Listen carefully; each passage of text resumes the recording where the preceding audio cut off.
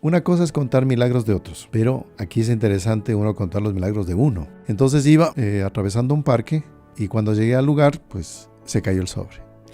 Y ahí uno ya piensa las consecuencias, la paliza que uno iba a recibir. Bueno, entonces, y ahí le recé a la señora Diana Lucilia. Yo le estaba rezando para que no me pegue en la casa. Para amortiguar el golpe solamente.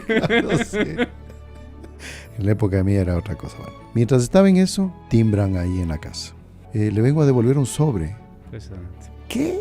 Entonces ahí abrí la puerta y la señorita tenía el sobre en la mano con el dinero. Yo me quedé sin habla. Le obsequié una estampa de la Virgen a ella y dije, este fue el primer milagro de la señora Diana Lucilia.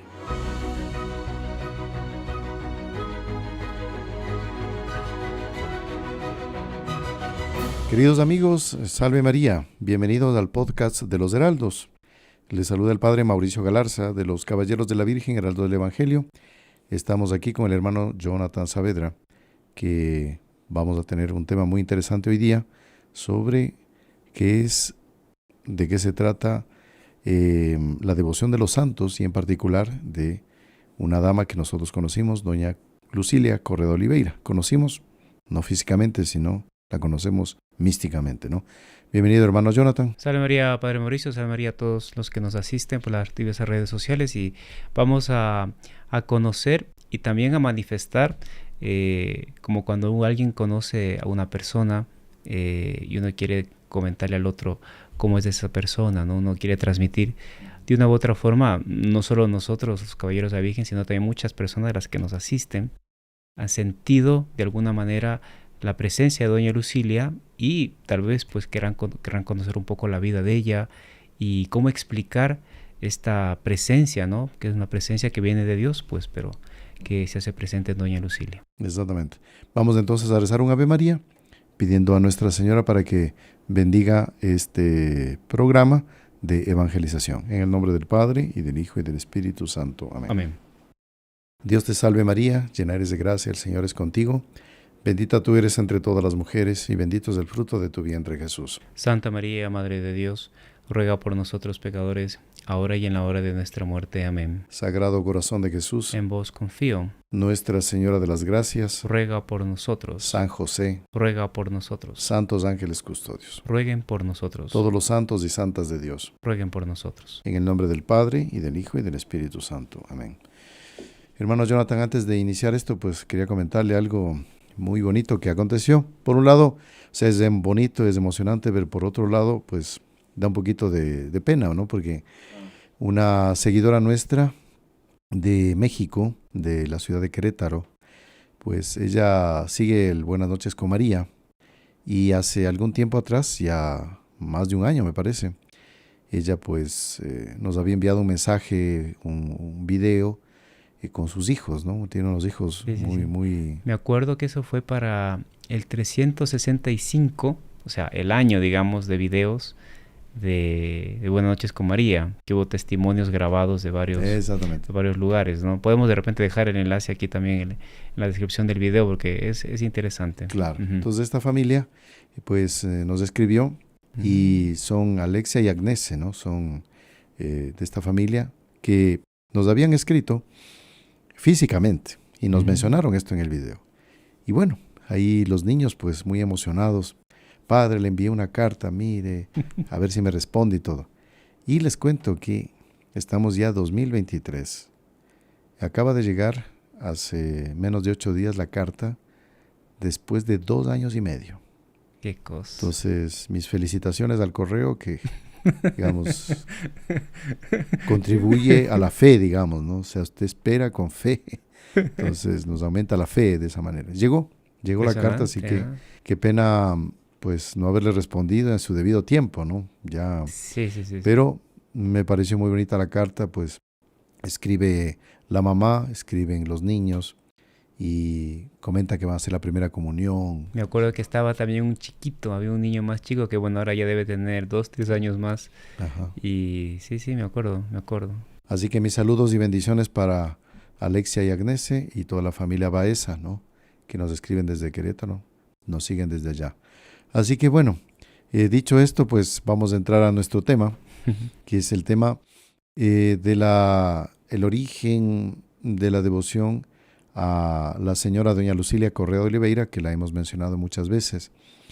Pero ¿por qué es que nosotros le ponemos tanta atención como católicos en ciertas circunstancias a los santos, santas, y no a Dios? Como que, ¿de qué se trata esto? Porque es que la iglesia le rinde culto a santos, ¿no? Y sí, los exalta. Es curioso eso, padre, porque llegan ya muchas preguntas. Claro, entra un poco a veces falta de formación, pero por otro lado, como que se crea una especie de un conflicto en la cabeza de las personas. Me acuerdo de hace poco un testimonio de una señora que dice que ella se había consagrado a San José, pero después empezó a seguir el curso de consagración y se dio cuenta de la grandeza de la Virgen. Entonces dijo, ¿y ahora cómo hago con San José? Claro. Pero es algo muy fácil de explicar y de saber, pero se crea una especie de un conflicto y una especie de, ¿y ahora qué hago? Le estoy abandonando a este santo, a este otro santo, ¿no? Así es. Entonces, mire, el origen de la devoción a los santos tiene un lado muy natural, ¿no? Los hombres necesitamos modelos y buscamos los modelos. A veces nos damos cuenta, a veces no, muchas veces no. Queremos imitar a alguien, porque el hombre fue hecho por Dios así. Necesitamos seguir ejemplos para poder caminar en la vida.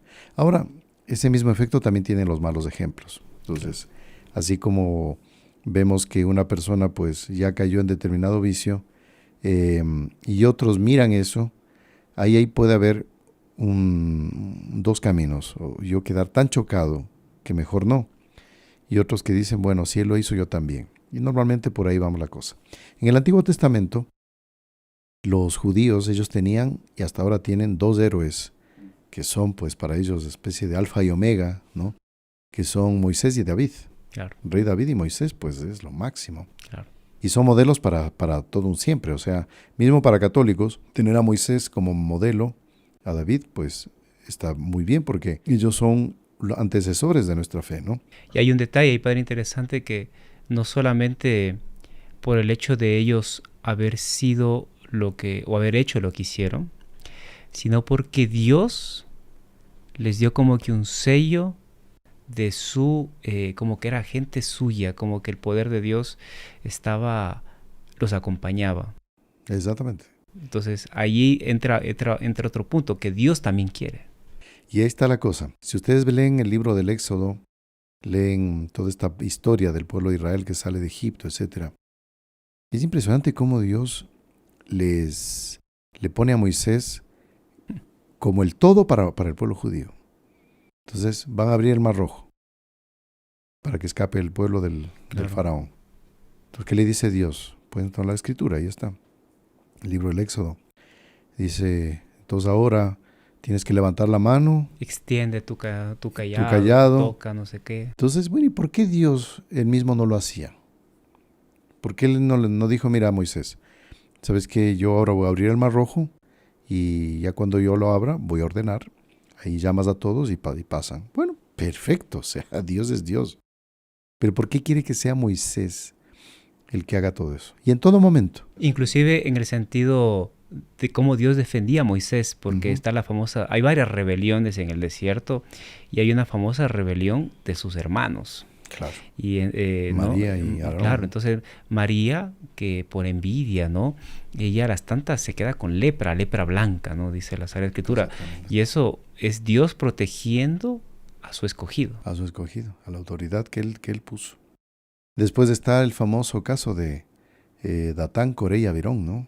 Que eso también en la Escritura cuenta, que es el episodio en que ellos también cometen un pecado parecido al de Aarón y María, que se rebelan porque dicen, ¿cómo así Moisés es el único que manda aquí, que se ha creído? Y ahí, esto lo comentaba alguna vez en una reunión un heraldo, estudiando la Escritura, decía que a partir de ahí ya empezó el Partido Comunista, ¿no? Entonces lo fundaron Datán, Coré y Abirón, porque ellos querían que todos sean iguales, porque el otro es más, yo también puedo mandar, etcétera, etcétera. Es el mismo espíritu que se va prolongando en la historia. Exactamente. ¿No? Entonces el resultado fue que Moisés les dijo, está bien, ustedes quieren mandar, quieren hacer esto, y Dios les dice, mire, ponlos delante de tu tienda. Al día siguiente llegaron todos con unos turíbulos de inciensos. Y cuenta la escritura que Moisés hizo abrir, la tierra y se tragó a cada uno de los patriarcas o jefes o caciques con todos sus hijos y hasta los animales sus pertenencias. Y cayeron, parecería que al infierno. Digo, no sé, porque se abrió la tierra, cayeron, se cerró y adiós. Al cielo no fueron, o sea, no fue para abajo. Entonces, ¿por qué Moisés tenía tanto poder? Fue Dios que le dio ese poder y a la vez era bonito. Dice el libro en la Sagrada Escritura en el Antiguo Testamento. Dice, Moisés era el hombre más humilde del mundo. Más humilde. Quiere decir que él, a pesar de tener ese poder, no se apropiaba. Y ahí, padre, viene este otro personaje que usted comenta, el rey David, que él pecó. Claro. Pero igual la mano de Dios estaba con él. Y no se retiró. Porque él comete varios pecados, ¿no? Él comete el pecado, adulterio, comete homicidio, en fin, todo tipo. Y él, a las tantas, Dios le perdona al rey David. Y lo curioso es que sigue, él pide perdón, hace penitencia ejemplar, ¿no? Uh-huh. Sin embargo, Dios sigue con David. Dios sigue respetando esa autoridad. Y mismo así, de un hombre malo como fue Saúl, ¿no? Saúl era el ungido, uh-huh, pero él perdió la realeza porque él ya se fue con un pecado propiamente que quebraba la fe que él tenía en Dios y que estaba vinculada a la realeza de él. Él llegó un momento que cometió un gran pecado uh-huh, y que Dios dijo basta a través de Samuel, el profeta Samuel. Pero mismo así, antes de esa ruptura que fue la ruptura de Saúl hacia Dios, más que de Dios a Saúl, uh-huh, él rompió. Dios respetaba la autoridad de él y hacía que todos la respeten, ¿no? Entonces ahí se conservaba a pesar de malo. Pero bueno, el hecho es que estos modelos que los hombres tenemos, no hablemos de católicos ni de cristianos. Vamos a tales pueblos de Australia, por aquí, por allá. Siempre hay un modelo, un líder, una especie de... Hay un héroe. Un mito de un héroe, ¿no? Y esto al hombre le hace bien. Y a veces el mito no corresponde a la realidad. Pero en el caso de los grandes santos que ha habido en la Iglesia Católica, cuando uno escucha el mito, al conocer la realidad excede al mito. Eso es lo que comentan muchos santos, por ejemplo, de muchos santos, como de San Pío de Pietrelcina, que lo citamos mucho porque pues, es un santo más o menos reciente, hay mucha documentación de él. Hay fotografías, hay videos. Fotos, o sea, hay cómo probar, ¿no? Porque a veces hay gente que no es católica, atea, y que no, esos cuentos de estos santos que hicieron tales milagros, esos cuentos. No, esto está probado, está documentado. Bueno, pero los que conocían a San Pío, pues, salían más impresionados de lo que ellos pensaban de espectacular que tenían de la idea de ellos. Y bueno, entonces aquí iniciamos un poco. La Iglesia, ya en los primeros siglos, ella toma los modelos de santidad, en primer lugar de los apóstoles, ¿no? Y ni se diga de los apóstoles, hablemos ya de la Santísima Virgen. No, porque la Santísima Virgen, ella excedió en santidad a todos ellos juntos y excederá a todos los santos juntos hasta el fin del mundo. Eso lo comentan muchos autores. Ahora bien, Nuestra Señora, ella no hizo grandes cosas, digamos como, no sé, abrir el Mar Rojo, mover una montaña, ¿no? O sea, ella fue ama de casa, pero lo que ella recibió de Dios fue tan extraordinario que esto se lo comentan las hagiografías de San Dionisio, por ejemplo, que él fue un discípulo de uno de los apóstoles. San Dionisio, él era pagano, si no recuerdo mal era griego. Griego, fue uno de los pocos que se convirtió cuando San Pablo va a Atenas. Exactamente. De los pocos. Entonces él es discípulo de San Pablo y tuvo la oportunidad de conocer a la Santísima Virgen. Y él, cuando la conoció, no tenía idea, digamos, del brillo de ella. Y él decía, cuando la vi a ella, me deslumbró tanto su presencia que quise ponerle el rostro en tierra, mi rostro en tierra, para adorarla como una diosa. Impresionante. Pero yo ya sabía que Jesucristo es Dios, etcétera, etcétera. Pero ese era el brillo de la Santísima Virgen. Entonces, claro, cuando la santa, el santo parten de esta vida, lo recordamos y se siente su presencia. Y ahí viene la devoción a los santos para acudir en tales necesidades, en tales otras. La Iglesia va oficializando eso, los mártires, ¿no? Y que tiene un aspecto natural, porque, digamos, cuando en una familia está la lamentable noticia de que fallece el abuelo, la abuela, la mamá, el papá, y fueron personas que estuvieron con nosotros, y hay un afecto natural, y esta persona parte, ¿no? Lo normal es que uno como que mantenga ese recuerdo, hay una especie de una devoción natural, digamos, ¿no? Claro. Y una foto se le coloca, y cada vez que es, no sé, su cumpleaños o día de difuntos, qué sé yo, la persona va al cementerio, le deja unas flores, Claro. O sea, esa devoción humana, digamos, es buena, es natural, y después también tiene que ser así, ¿no? Claro. Porque no podemos olvidarnos de aquellos que estuvieron cerca. Claro. Ahora, padre, ¿cuál es la diferencia? Porque, ¿qué es un santo? Porque, ¿cuál es la diferencia entre una persona que fue muy buena, estuvo con nosotros, y aquellos modelos que Dios nos da? Claro. ¿No? La santidad. Si uno escucha con frecuencia de personas, parientes, el abuelo, la abuela, la mamá, el papá, que se los recuerda tanto que son como modelo para esa familia, ¿no? Pero han tenido fallas, errores, etc. Ahora, dentro de los santos y santas que la Iglesia les proclama modelos, son aquellos que cumplen algunos requisitos. En general, no vamos a ser aquí muy técnicos, pero se habla de la heroicidad de las virtudes. Entonces, una cosa es ser bueno, como padre de familia, madre de familia, pueden haber sido buenos con sus hijos. Pero una bondad que marca tanto con hechos en los cuales la persona dice, bueno, ya hay un límite de la bondad ya. El caso del santo es una especie de bondad sin límites. Entonces, por ejemplo, cuando San Francisco de Sales, que era colérico, ¿no? Era de un temperamento así fuerte. Él, en su despacho de obispo, pues recibe una visita abrupta de un protestante que entra en Ginebra, ¿no? Y le insulta, le dice que es un no sé qué, que un no sé cuánto. Usted dice, bueno, él es bueno, San Francisco Sales, o sea, quien le conocía, Francisco Sales es bueno, pero de esta sí que no se escapa. O sea, aquí tiene que reaccionar e insultar a este protestante que le insultaba. Y él no movió un dedo, se quedó quietito. Lo que no quiere decir que por dentro no estaba hirviendo, ¿no?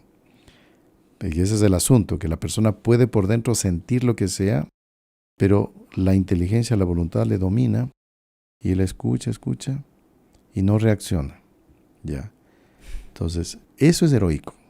Claro. Eso es heroicidad. Entonces, un santo como por ejemplo, qué sé yo, San Ignacio de Loyola, también hablemos de los temperamentos, ¿no? Colérico, vasco, de origen racial, digamos.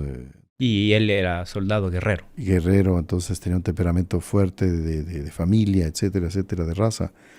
Y él con todas las descomposturas, injurias, maltratos que recibió, fue encarcelado, y él no reaccionaba. Y todos pensaban que el temperamento de él era flemático. No, él es flemático porque no la paz, la calma, y él por dentro... Y está esto, padre, que siempre pues, nos ha comentado Monseñor John Cla, es que las virtudes son hermanas indisociables, o sea, las virtudes todas están juntas. Todas están juntas. ¿No? Entonces, en el santo, todas las virtudes, digamos, humildad, pureza, inocencia, astucia, en fin, todas las virtudes, como son hermanas, todas crecen en un grado claro.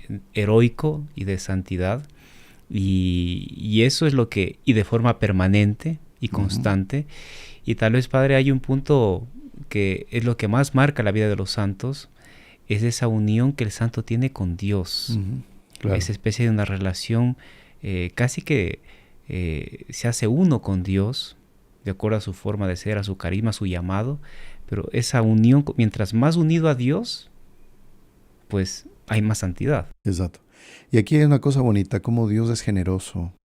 Él no tiene celo de que sus criaturas sean objeto de esta veneración y un culto, ¿no? De un reconocimiento.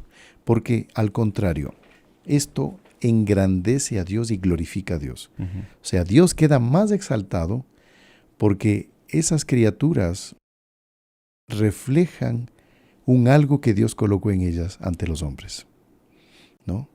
Entonces, esta criatura, al ser fiel, está glorificando a Dios. Claro. En el fondo, cuando yo venero a este santo, estoy haciendo un acto de culto a un atributo que es del propio Dios. Exactamente. Hablemos, por ejemplo, de la fortaleza, ¿no?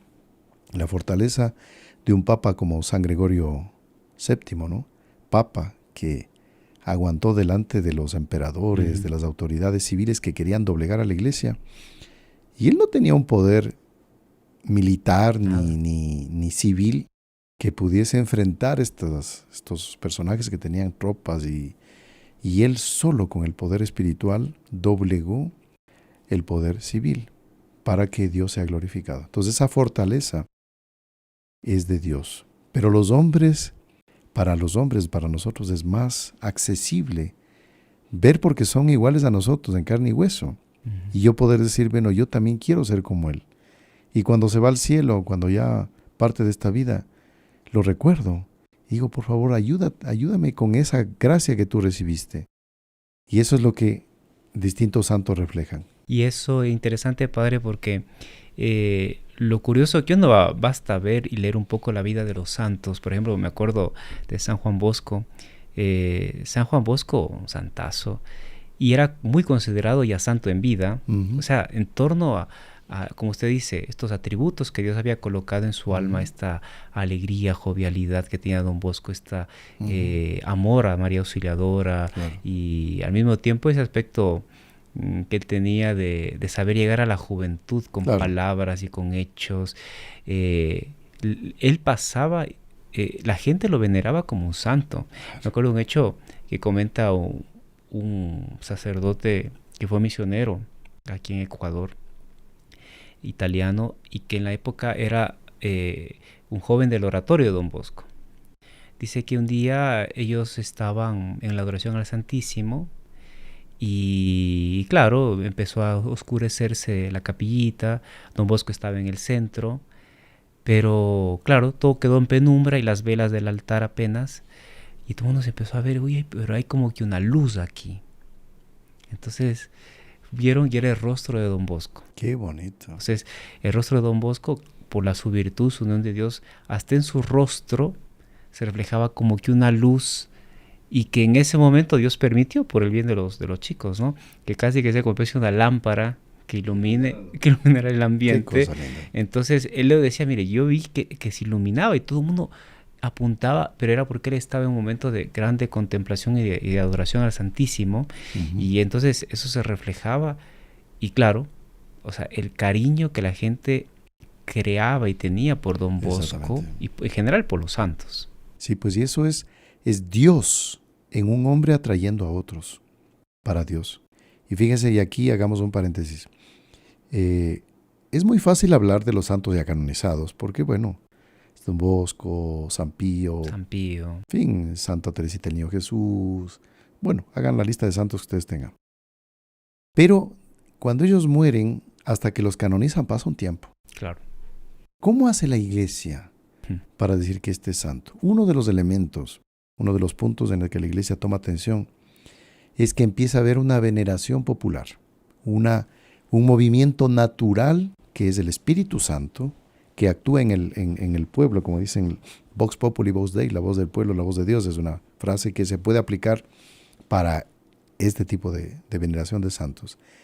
Y solo para recordar episodios, ¿no? San Juan Bosco, si no estoy mal, en una ocasión fue a visitar París, y él, no sé si fue en Notre Dame o en no sé qué iglesia que él celebró misa, que él, desde que entró, que ya la iglesia estaba llena de bote a bote, desde que entró hasta que llegó a la sacristía para celebrar la misa, se demoró más de 1 hora. Impresionante. ¿Por qué? La gente se arremolinaba, quería tocar pañuelos en el cuerpo de él para tener de reliquia, le querían cortar un poco el cabello, habían pues algunos discípulos que le protegían, era común que le cortaban la sotana, ¿no? Sí. Eso, el santo cura de Ars tenía eso, y otros santos le cortaban la sotana, entonces tenía que cambiar la sotana cada 8 días casi, porque le quedaba ya pedaceada. Entonces, esa atractividad que tenían los santos, ese imán, ¿no? Es un imán, claro. Es Dios que está presente en un hombre, pero será exageración eso de Dios presente en un hombre.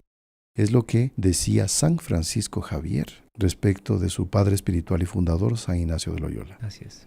Le decía San Francisco Javier en una carta a San Ignacio de Loyola, decía, tú eres mi dulce Cristo en la tierra. Qué bonito. O sea, tú eres Dios, para mí eres Dios en la tierra. Pero ¿cómo? Y aquí somos católicos, sabemos que Dios es Dios y pronto. Y eso es un reflejo. Que Él se merece el culto de adoración. Exactamente. Y aquí, solo para recordar, enhorabuena al hermano Jonathan, es bueno que ustedes sepan que cómo la Iglesia Católica en su doctrina define adorar solo a Dios. Un católico solo debe adorar a Dios.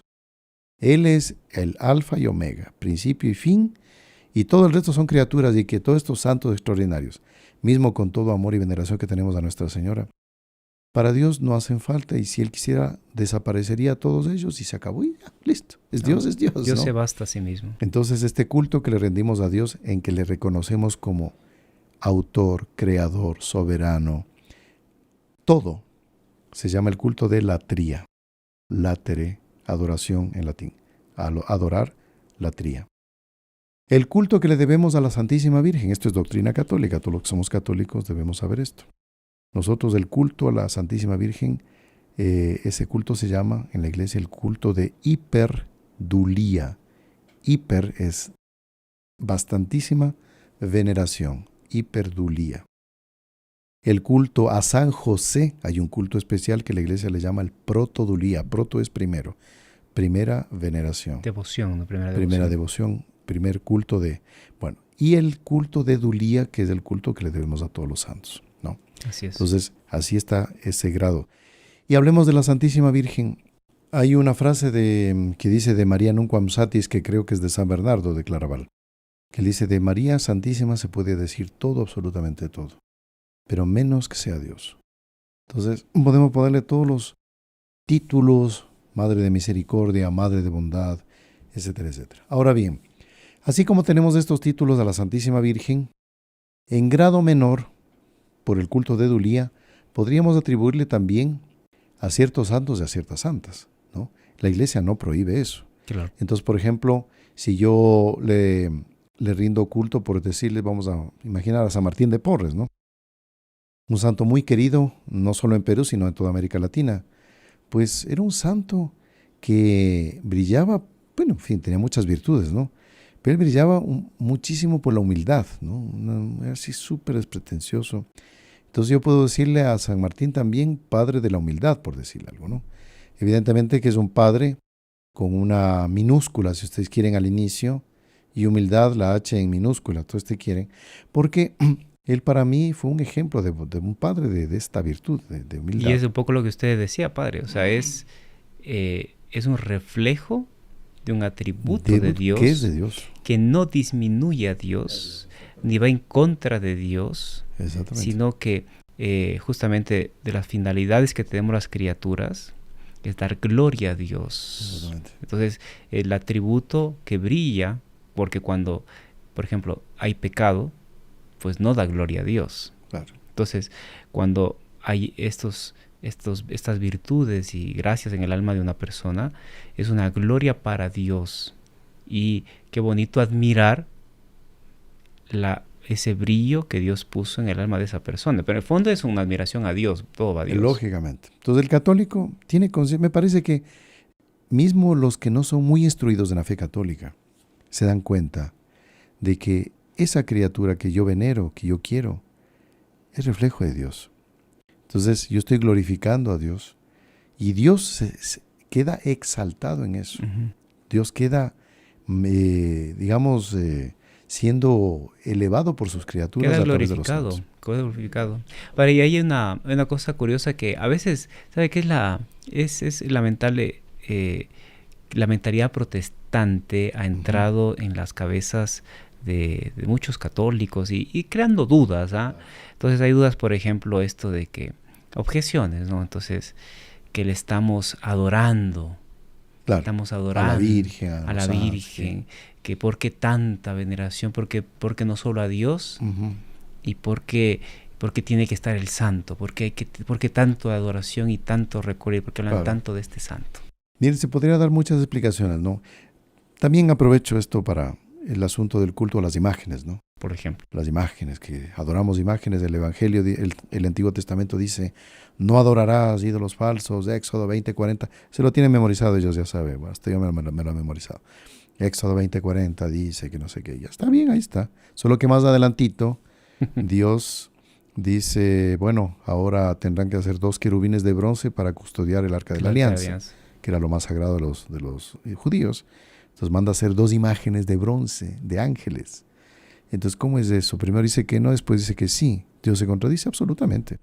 Acá se refería a la tendencia brutal, porque no se puede decir otra cosa, que tenían los antiguos de adorar cualquier cosa que se movía. Claro. Una serpiente, un pájaro, un águila, Los elementos, un perro. Los elementos, Neptuno, que el dios del agua, del fuego, el no sé qué, del de la viento. muerte, de todo. Claro. Entonces, ahí dice no harás ídolos. Está bien, está así es, no adorarás ídolos. Ahora bien, ahí vamos, la iglesia toma las imágenes y las venera. ¿Cómo así la venera? Está bien. A ver, vamos a mis amigos que son contrarios a las imágenes. Si hubiera habido cámaras digitales en época de Jesús, celulares, ustedes no le habrían tomado una foto a Jesús. Ya. ¿Y qué harían con esa foto? ¿Ah?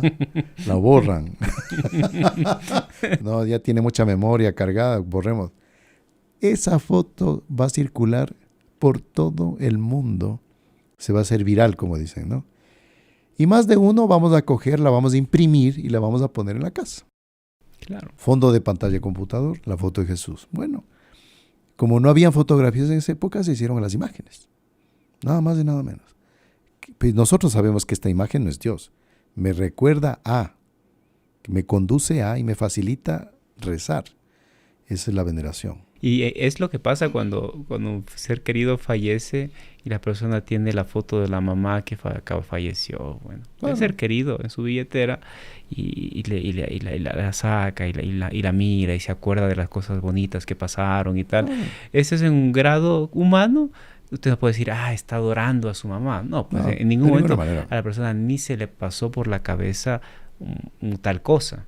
Exactamente. Pero sin embargo, la mentalidad protestante, porque sabe que mucha gente nos pregunta, padre, yo tenía un cuadro de la Virgen en mi entrada de mi casa y vino mi familiar, que es protestante, y le dijo, ¿cómo puedes adorar? Solo a Dios adorarás. Uh-huh. Y el católico quita. Claro, absurdo. Tiene que decirle al otro, al pariente, amigo, quien sea gay, quítame todas las fotos de tus parientes de tu casa y yo quito de la de mis parientes espirituales que están aquí.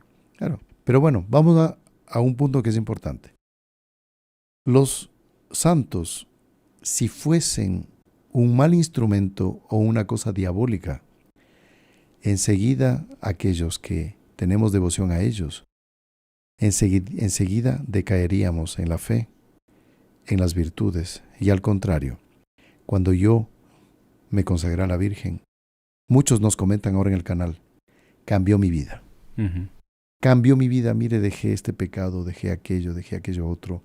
Ahora pude reconstituir mi familia, estaba separado, ahora no sé qué, bueno, con mis hijos tenía esto. Bueno, si se consagra a la Virgen y mejora en el cumplimiento de los mandamientos, quiere decir que eso es de Dios. Al contrario, si esta práctica de cultos y devociones me aleja de Dios, hace que no cumpla los mandamientos, me vuelvo más ateo, entonces ahí sí eso es del demonio. Pero esto es todo lo contrario, ¿no? Claro, claro. Y eso es lo que pasa en la vida de los santos, ¿no? O después de la muerte de ellos, que la gente les tiene una devoción, les pide un favor. Ay, Santa Rita, ay, San Martín, ay, Padre Pío, ay, etcétera, ayúdame con tal cosa. ¡Pum! Recibe el milagro. ¿Cómo? Y recibe otro milagro, y recibe la ayuda, Claro. recibe el consuelo, recibe la palabra, Ajá. recibe la salud, o a veces no recibe nada, pero recibe un consuelo espiritual. Ujú. Entonces, eso de ahí es una prueba, ¿no? Y que Dios diciendo, yo quiero eso. Sí, sí. Ese es el camino. Exactamente. Y hay lugares, por ejemplo, ciudades, que tienen una gran devoción a un santo X determinado, ¿no? Y alguien diría, el que tiene mentalidad protestante, uy, pero tanta devoción a ese santo, y se olvidan del Sagrado Corazón de Jesús, se olvidan de la Santísima Virgen. Al contrario, ese santo protector ha hecho que la ciudad esté más en manos de Dios. Uh-huh. Y hablemos del verdadero culto, porque Claro. lamentablemente hay sitios, conozco, que a ese santo ya deformaron la devoción y lo volvieron superstición. Medio santería. Volvieron ya santería. Cuidado con eso también, que eso sí existe. Pero mientras tengamos el culto debido, como católicos, que se debe a un santo, y lo exaltamos y la ciudad tiene este protector, es Dios que es glorificado en ese santo, a través de ese santo. Y así podemos, después de, digamos, haber refutado algunas de estas objeciones que algunos salen con la devoción a los santos, quería mostrarles, aquí tengo la foto, es un retrato de la señora doña Lucília Correa de Oliveira. Ella no hizo grandes milagros en vida, ella no fue, digamos, un San Francisco de Paula que apenas daba una bendición, resucitaba un muerto, Claro. recuperaba a un ciego la vista, no. Ama de casa. Ama de casa, no tenía una especie de un círculo social gigantesco y que era una persona hiper conocida. Uh-huh. Y no, era, claro, de una familia importante de San Paulo, Uh-huh. pero su vida fue delante del corazón de Jesús, en su familia. Y mucha gente, padre, quiere conocer quién fue doña Lucília, porque hemos hablado, bueno, no solo aquí en nuestro canal y en nuestras redes, sino los Caballeros de la Virgen, hablamos mucho de doña Lucília. Hay gente que inclusive no entiende el por qué hablamos tanto de ella. Uh-huh. Y hay gente que quiere decir, padre, bueno, pero ¿quién es ella? Háblenos un poco más, cómo nació, dónde fue, qué hizo, quién fue doña Lucília. Exactamente. Esta devoción la conocemos porque, claro, nosotros que tuvimos la gracia de conocer este apostolado, este carisma, que fue en su punto inicial, hablemos del nombre del doctor Plinio Correa de Oliveira. Él es el inspirador de los Caballeros de la Virgen. No lo funda los Caballeros de la Virgen como tales, porque Dios no le permitió, murió antes. 85 años de edad, queriendo fundar a los Caballeros de la Virgen, ¿no? Y él hizo una asociación antes, y él tuvo varios grupos, ¿no? Desde joven católicos, pero en su muerte, pues, él fue fundador y murió como presidente del movimiento de tradición, familia y propiedad. Bueno, él quería, a partir de este movimiento laical que luchó desde el plano católico contra el comunismo, que era uno de los grandes peligros de esta época en que él vivió, quiso fundar una congregación religiosa. Entonces ahí fue que, en medio del apostolado de mucho sufrimiento, porque si alguien es santo es porque ha sufrido.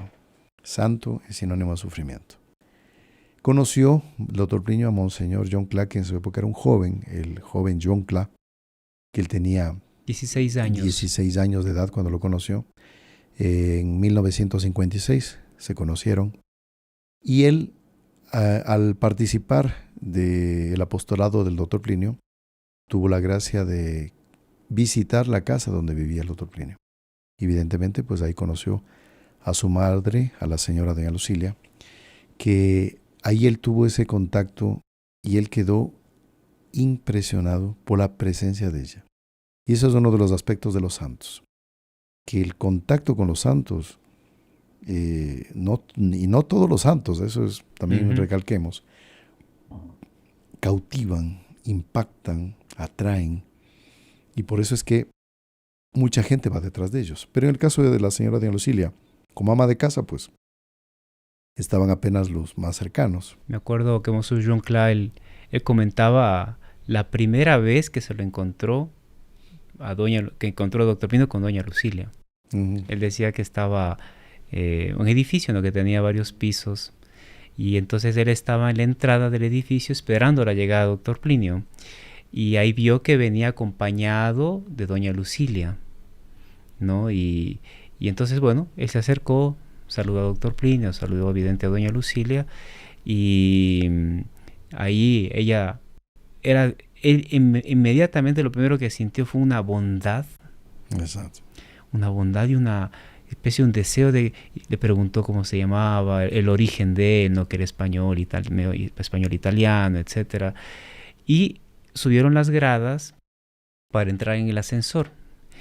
Y Monseñor John, por educación, le ofreció el brazo. Entonces Doña Lucilia tenía de un lado a Dr. Plinio y del otro lado tenía a él. Ella ya era mayor, entonces ella dio la mano para subir las escaleras. Y Monseñor John Cla se dio cuenta de lo siguiente, que Doña Lucilia ponía el peso en Dr. Plinio. Y Monseñor John apenas colocaba la mano. Entonces, ¿por qué? Porque era su hijo y ella no quería molestar ni incomodar a la persona de lado. Mire, podríamos conversar muchísimas cosas de la señora Doña Lucilia. Inclusive podríamos hacer más adelante un podcast de aspectos de la vida de ella, más detallados. Pero para comentarles uno, porque esto lo comentaba el padre Antonio Royo Marín, gran teólogo español dominico, fue uno de los más grandes teólogos del siglo XX, que hasta ahora brilla, ¿no? Felicitado por la Santa Sede, bueno. Él decía, al conocer la vida de la señora Doña Lucilia, a través de Monseñor John Cla, que eran muy amigos, él dice, a los grandes santos no se los conoce por los grandes hechos.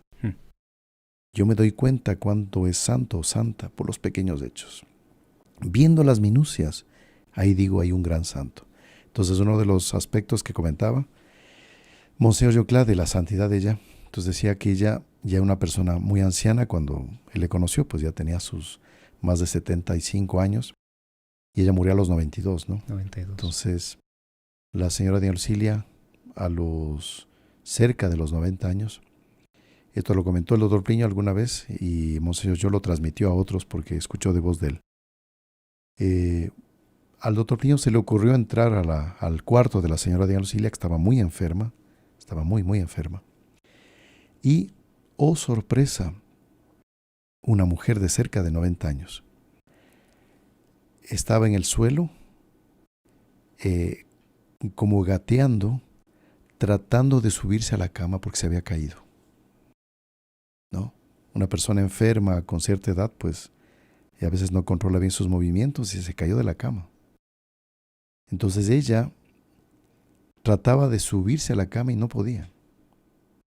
Pero ahí el doctor Plinio la tomó del brazo, la subió y le dijo, mamá, ¿pero por qué no me llamó?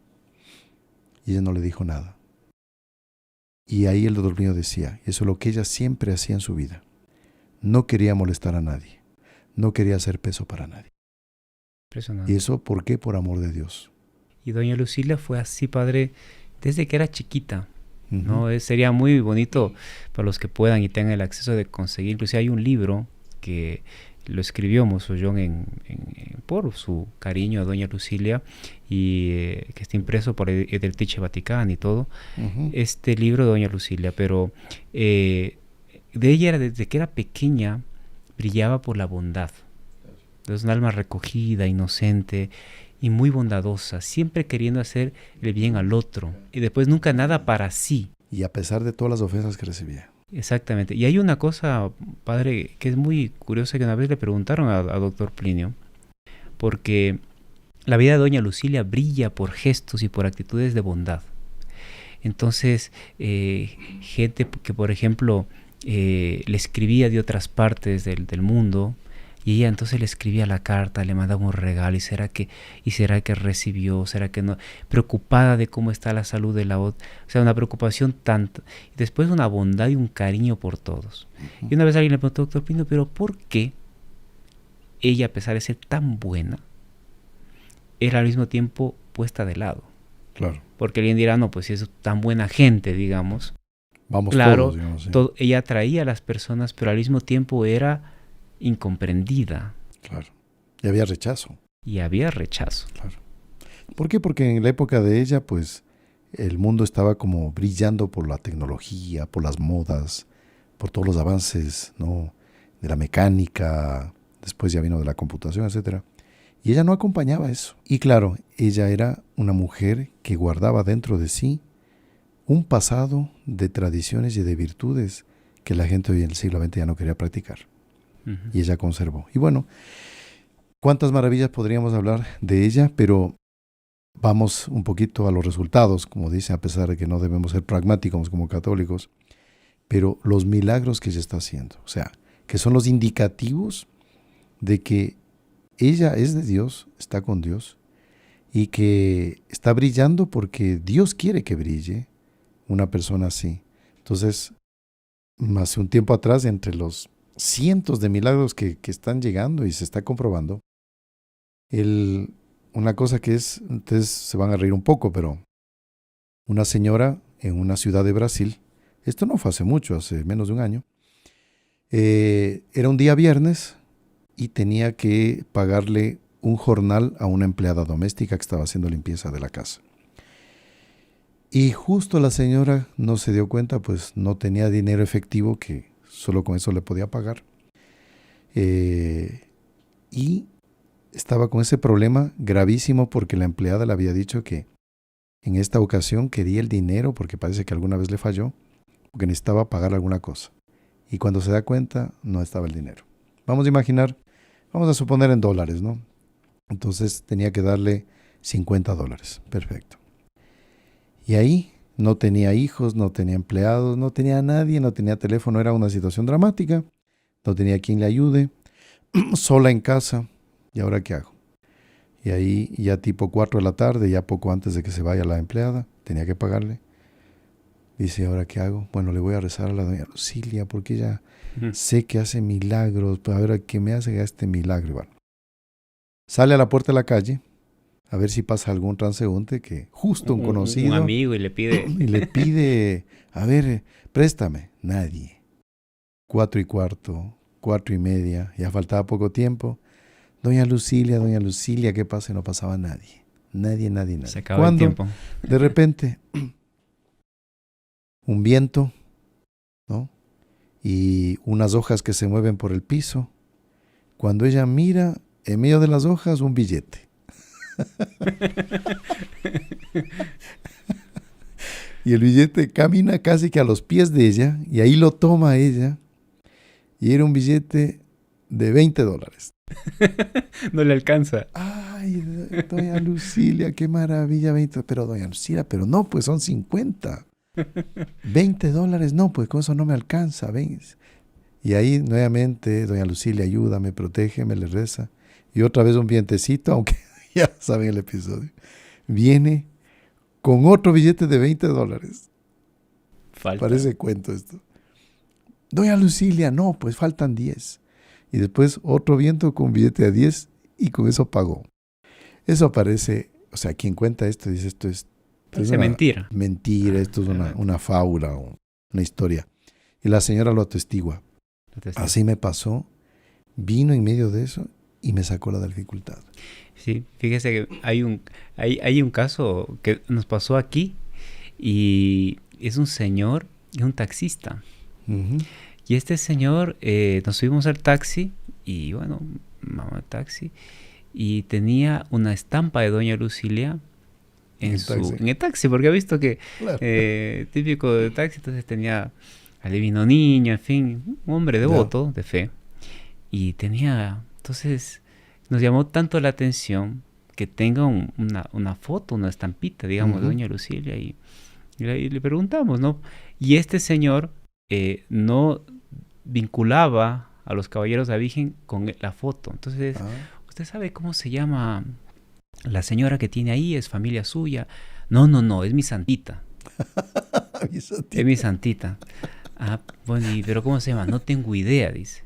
No sé cómo se llama. ¿Ya? Algún día, dice, yo estaba haciendo un servicio y una persona, conversamos de muchas cosas de la vida, estaba yo pasando por una dificultad muy grande en mi familia, con mi esposa, y estaba en esas situaciones de la vida que parece calle callejón sin salida. Entonces ella me dijo, ¿por qué no le pide a esta? Y me dijo el nombre, pero no me acuerdo, y me pasó la foto y le puse aquí, al lado mío, y le empecé a rezar. Desde ahí, todo lo que le pido me cumple. ¿Qué cosa? Es mi santita. Entonces le dije, ¿pero usted no lo regalaría o no? No, le puedo regalar el taxi. Pero la foto de la santita no. Entonces ahí, claro, dio oportunidad para explicarle quién era ella y tal. Y justo teníamos una foto nueva, le regalamos. Qué bonito. Pero son hechos que a gente que ni siquiera sabe el nombre, padre. Exactamente. Y vea, una cosa es contar milagros de otros, pero aquí es interesante uno contar los milagros de uno, por favores que uno ha recibido, que serían pues larguísimo para hacer otro podcast solo para contar los milagros individuales, ¿no? Aquí del hermano Jonathan mío, pero quiero contarles uno que me aconteció la primera vez que le recé a ella. Impresionante. ¿Por qué? Y claro, uno reza porque necesita, y fue un gran problema. Problema sobre todo para una persona que es de colegio, ¿no? Un muchacho de colegio, que me acuerdo que tenía que enviar, en esa época se podía todavía enviar en un sobre a través de avión, correo aéreo, un dinero que me prestó un amigo, ¿no? Y me había sacado de una dificultad, y era en dólares, ¿no? Esa época era, pues, el dólar valía como más que ahora, no sé, pero una cosa así. Claro, en la época de Ecuador era sucres, no era otra. Entonces me dirigía a la agencia aérea para dejar el sobre con los dólares para enviarle a otra ciudad. Era en otra ciudad que tenía que recibir. Era de Quito a Guayaquil. Bueno. Entonces iba atravesando un parque y cuando llegué al lugar, pues se cayó el sobre. ¿Dónde está? Tenían una carpeta, lo cargó una carpeta, se cayó el sobre con el dinero. Dios mío. Y ahí uno ya piensa las consecuencias con el papá, la mamá, que le prestaron el dinero, que tenía que pagar, la paliza que uno iba a recibir. Bueno, entonces, en la época de mí era otra cosa. Bueno, entonces... eran otros métodos educativos. Era mucho más efectivo.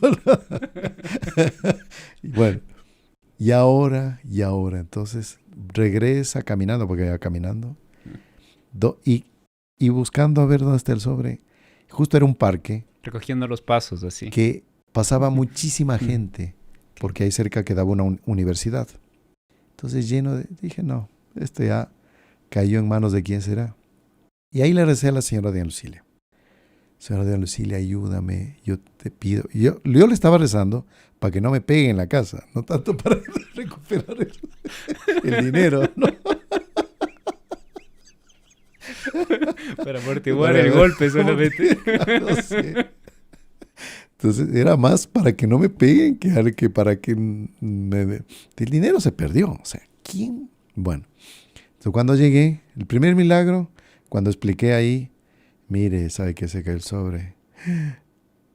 No hubo la reacción proporcionada, digamos, ¿no? A eso. Ya, fenomenal, pasa el susto. Ahora, bueno, a recuperar el dinero. ¿Cómo hacer para recuperar ese dinero? Mientras estaba en eso, timbran ahí en la casa. ¡Ting! Y me tocó salir a ver. Y ahí una señorita joven pregunta por mi persona.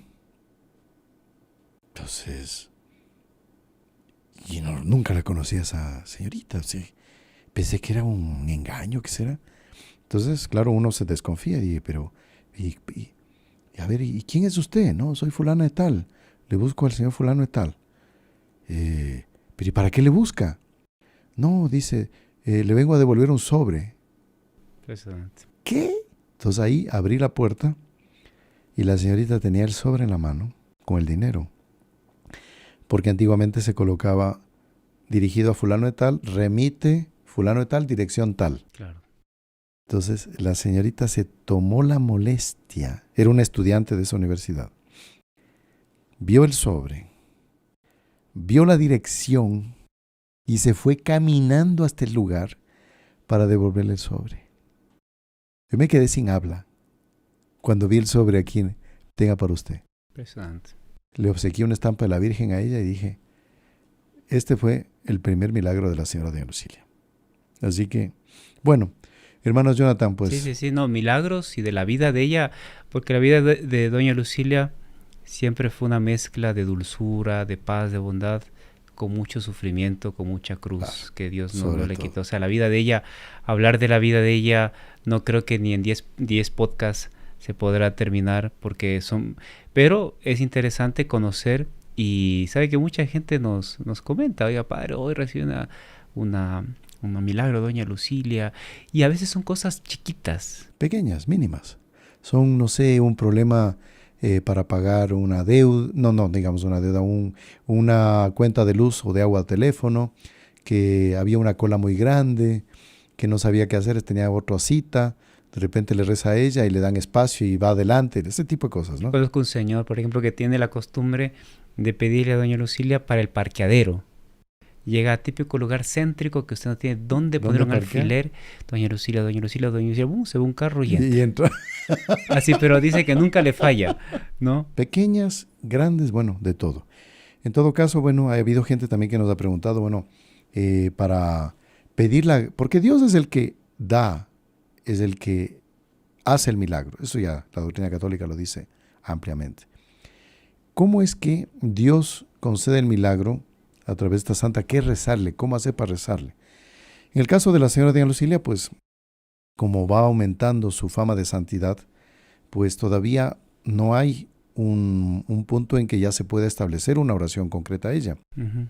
Dios quiera que esto sea lo más pronto y que la iglesia pues ya la proclame venerable, etc. Pero mientras tanto se puede rezar lo que recomendamos, lo que ella rezaba, porque ella tenía mucha devoción al Sagrado Corazón de Jesús, y ella le rezaba las letanías al Sagrado Corazón de Jesús y la novena irresistible al Sagrado Corazón de Jesús, Uh-huh. que le recomendamos también hacerlo.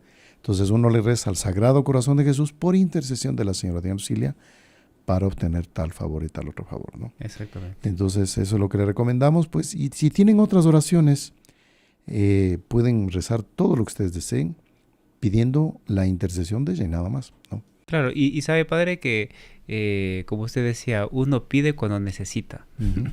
Y es la forma como Dios se comunica, también cuando uno agradece, cuando uno adora a Dios, ama a Dios, pero la necesidad, somos humanos, Sí, claro. y la necesidad nos hace a veces doblar la rodilla, bajar la cabeza y levantar las manos al cielo. Entonces, en esos momentos, ocasiones, o por ejemplo, una cosa que es muy frecuente, padre, es la mamá o la hermana o el papá que ve a sus hijos en una situación de dificultad o de peligro, Uh-huh. y que quieren tocar el corazón de esa persona, que tal vez las palabras ya se acabaron, no pueden decir nada.